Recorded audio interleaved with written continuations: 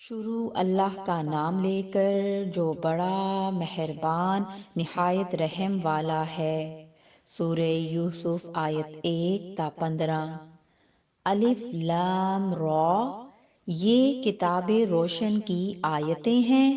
ہم نے اس قرآن کو عربی میں نازل کیا ہے تاکہ تم لوگ سمجھ سکو۔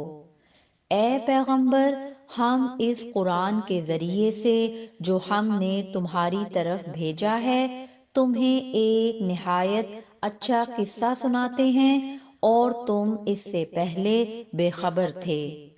جب یوسف نے اپنے والد سے کہا کہ ابا، میں نے خواب میں 11 ستاروں اور سورج اور چاند کو دیکھا ہے، دیکھتا کیا ہوں کہ وہ مجھے سجدہ کر رہے ہیں۔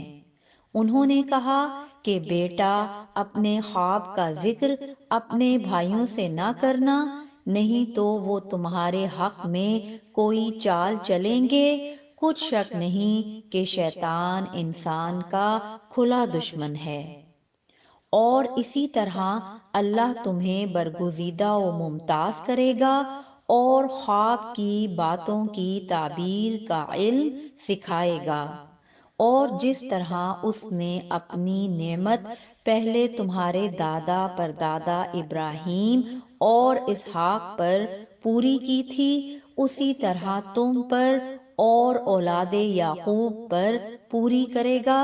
بے شک تمہارا پروردگار سب کچھ جاننے والا ہے، حکمت والا ہے۔ ہاں، یوسف اور ان کے بھائیوں کے قصے میں پوچھنے والوں کے لیے بہت سی نشانیاں ہیں۔ جب انہوں نے آپس میں تذکرہ کیا کہ یوسف اور اس کا بھائی ابا کو ہم سے زیادہ پیارے ہیں، حالانکہ ہم جماعت کی جماعت ہیں، کچھ شک نہیں کہ ابا کھلی غلطی پر ہیں۔ یوسف کو یا تو جان سے مار ڈالو یا کسی ملک میں پھینک آؤ، پھر ابا کی توجہ صرف تمہاری طرف ہو جائے گی اور اس کے بعد تم نیک لوگوں میں ہو جاؤ گے۔ ان میں سے ایک کہنے والے نے کہا کہ یوسف کو جان سے نہ مارو، کسی اندھے کنویں میں ڈال دو کہ کوئی راہگیر اسے نکال کر کسی دوسرے ملک میں لے جائے گا۔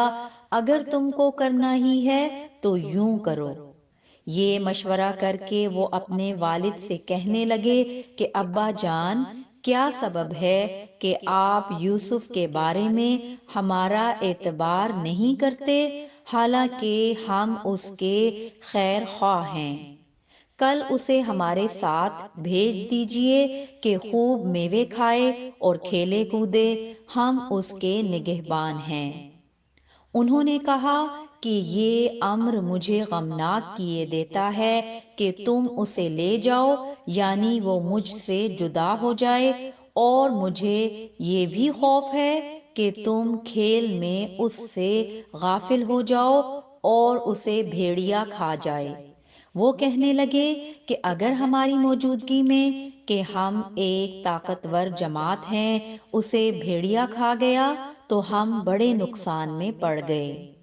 غرض جب وہ اس کو لے گئے اور اس بات پر اتفاق کر لیا کہ اس کو اندھے کنویں میں ڈال دیں، اور ہم نے یوسف کی طرف وحی بھیجی کہ ایک وقت ایسا آئے گا کہ تم انہیں ان کے اس سلوک سے آگاہ کرو گے اور ان کو اس وحی کی کچھ خبر نہ ہوگی۔